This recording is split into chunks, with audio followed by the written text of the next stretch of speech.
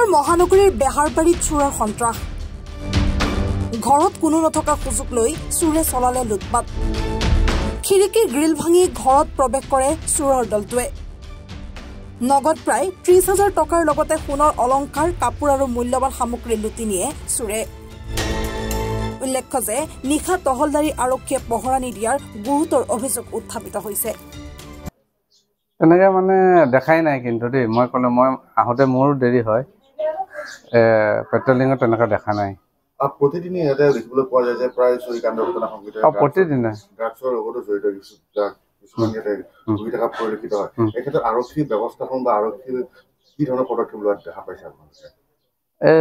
আৰু লকডাউনৰ সময়তে আৰক্ষী অলপ সক্ৰিয় হৈ এইপিনে অহা দেখিছিলোঁ কিন্তু আপোনাৰ এইপিনে থানখনৰ সিটো চাইডে এবাৰ ল'ৰা অলপ উঠাই নিছে তাতে চিঞ্চ ডাক চাক এইবিলাক বহুত পোৱা গৈছে মানুহ মানে কি চব জেগাত পেট্ৰলিং হ'ব লাগে মানে এপাক এইটো চাইডে ঘূৰি যাব লাগে মোৰ মতে এইটো কিন্তু আজি এটা কথা বশিষ্ঠ থানাত জনোৱাৰ লগে লগে তেখেতলোকে 15 মিনিটৰ ভিতৰত মানুহ আহি গৈছে এইটো এটা ভাল কথা কিন্তু তাৰ আগত ৰাতি পেট্ৰলিং লাগে ইয়াত বহুত ডাক খোৱা ল'ৰা আছে এতিয়াও আছে আমি শুনিব পাইছোঁ 4জনমান ল'ৰা বোলে হেৰিহঁতক 25 তাৰিখ নে 26 তাৰিখে ৰিলিজ হৈ আহিছে মই এতিয়া ওলাই যাওঁতে গম পালোঁ সিহঁতকো সন্দেহ কৰিছে মই তেনেকৈ চিনি নাপাওঁ মই এতিয়া খবৰ লৈ মই পুলিচক জনাম বুলি ভাবিছোঁ ব্যুৰো ৰিপৰ্ট এনি ভাৰত 24